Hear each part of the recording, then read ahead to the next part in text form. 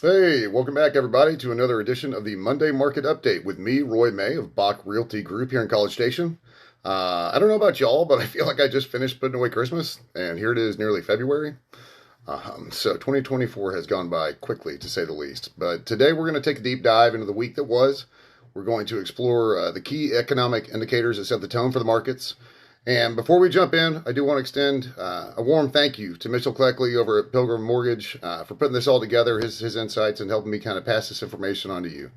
So with that said, let's go ahead and start with the economic pulse of the nation. And the big number is key inflation is measuring below 3%.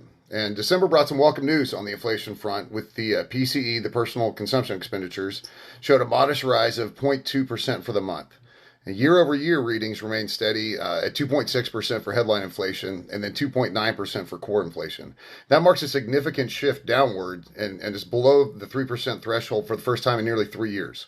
Obviously, the Federal Reserve has been closely monitoring these metrics as they kind of navigate the monetary policy decisions that they have ahead of them this year.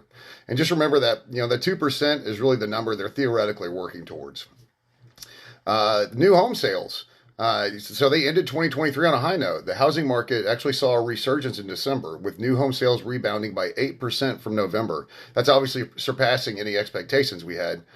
Declining mortgage rates, right, and limited inventory in the resale market propelled buyers more towards new construction. And so it drove signed contracts to a level 4.4% higher than the previous year. Then talk about pending home sales surge in December as well.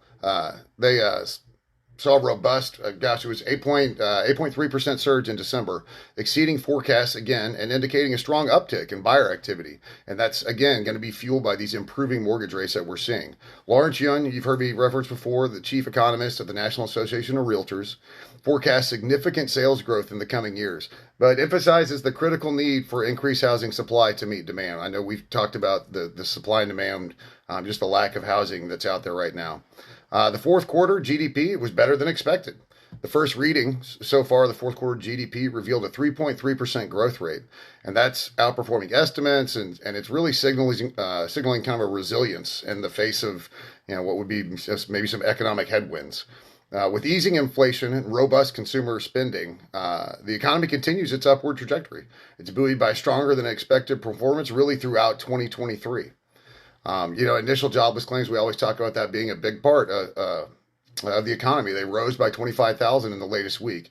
And that kind of is reflecting an ongoing volatility in the labor market.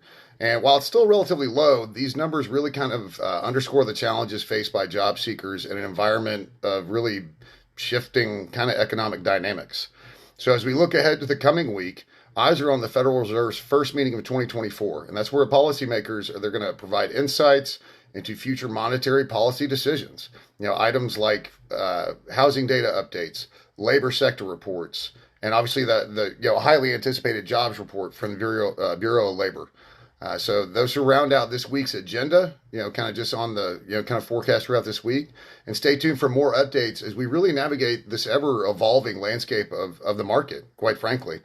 So again, thanks to Mitchell over at Pilgrim Mortgage. Thank y'all for tuning in. Don't forget to hop over to my YouTube page, Ribs Real Estate and Ramblings. Like, subscribe, leave a comment. And over there, you'll find more content than just market updates. So until next time, this is Roy May with Bach Realty Group, and I hope you guys have a wonderful week.